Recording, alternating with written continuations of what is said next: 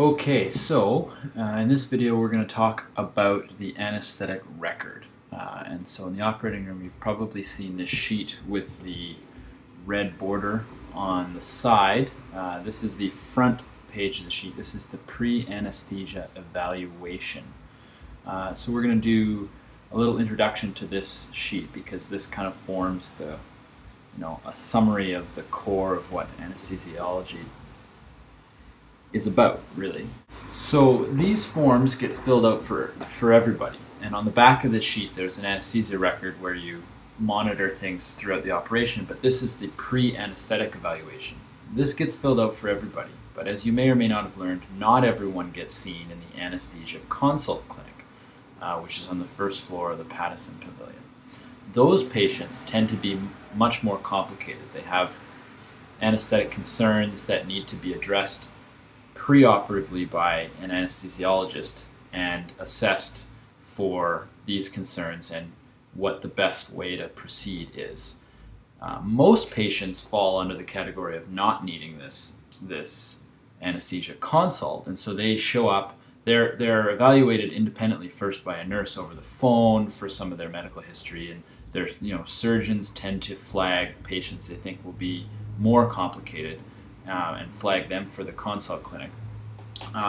But most patients show up the day of the surgery, having been booked in, without having actually been seen by an anesthesiologist. So before the surgery, we need to go and make sure that, given the patient's history, they don't have concerns that will preclude them from having surgery that day, from having anesthesia. Because ultimately in the operating room, the patient is under your care, which is a concept that's important to understand in terms of the interaction between the team in the operating room.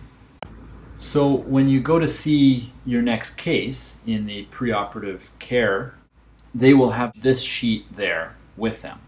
If they have been seen in the anesthesia consult clinic, this front page of the sheet will have already been filled out by the staff anesthesiologist who was seeing them in the consult clinic, and there will be a report that has been generated from that consult that should also be in the patient's chart. If they haven't been seen in the consult clinic, the form will still be there, but it won't have been filled out by anybody. It'll be completely empty, and then it's yours to take notes with as you see fit. And that's what we'll kind of go over with this video. And so the video will serve as an introduction to the sheet and as an introduction to a bit of a brief pre-anesthesia history and physical from the medical student's perspective. So let's see if I can zoom in here so we can see it a bit better.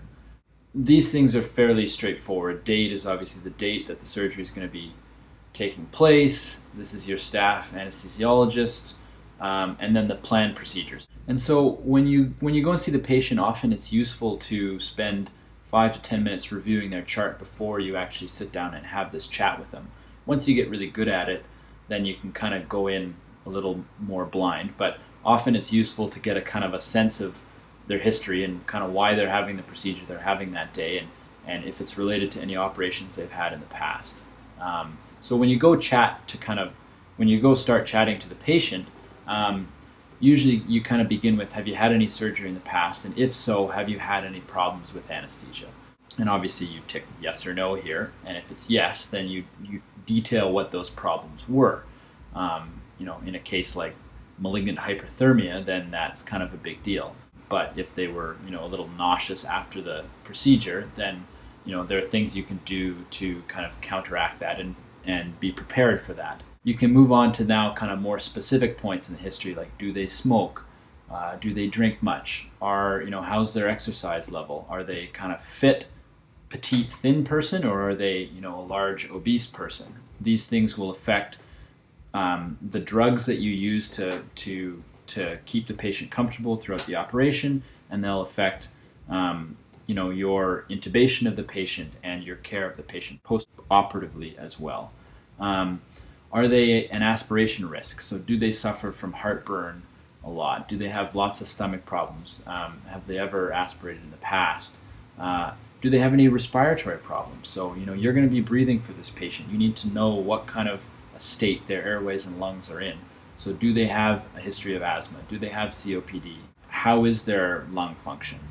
Do they have any cardiovascular problems? Things like anemia. Is there a potential that we're going to be needing to give this patient blood when if it's a quite an invasive procedure? There may be a lot of blood loss. If they're already low on blood, then that just compounds that. Do they have a history of seizures or fainting?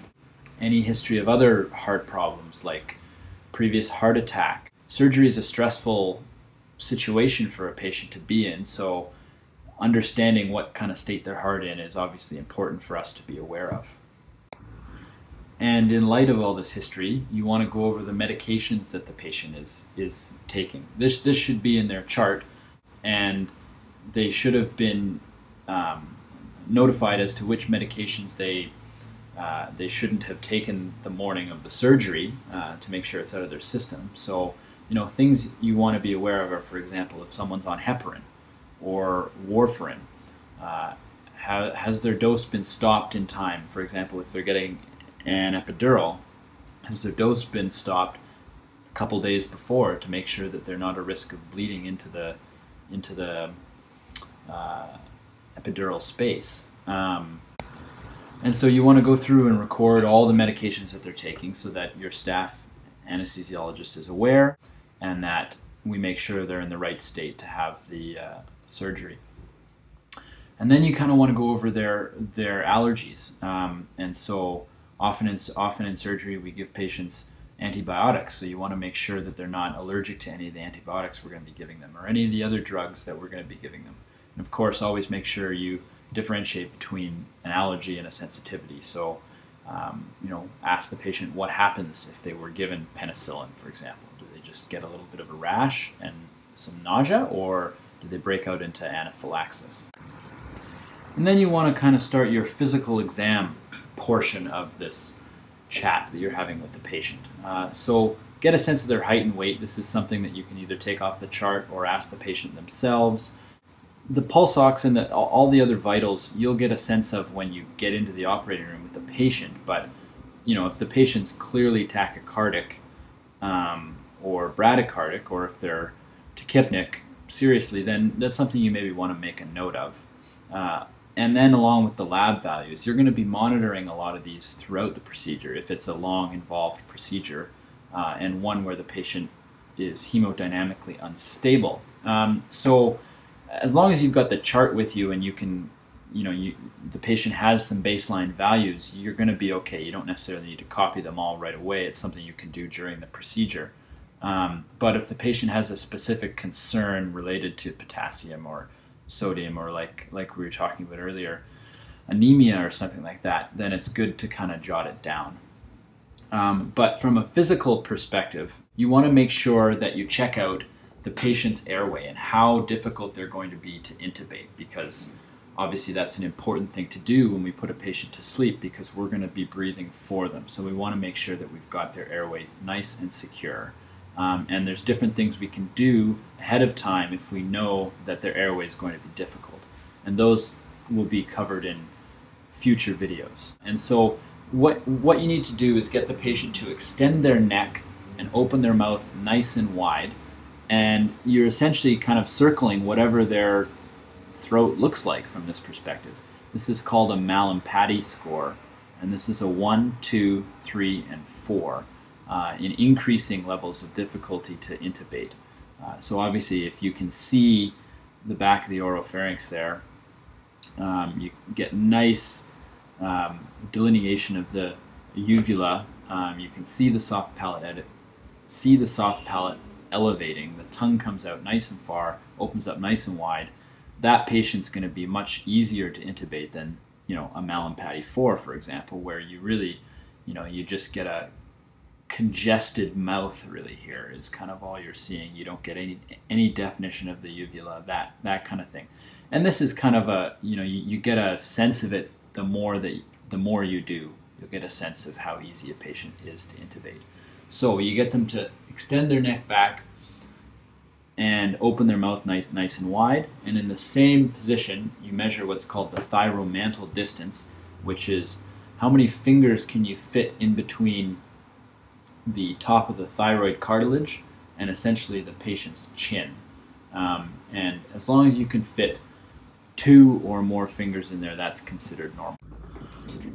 And then you can have a quick listen to the patient's chest and heart.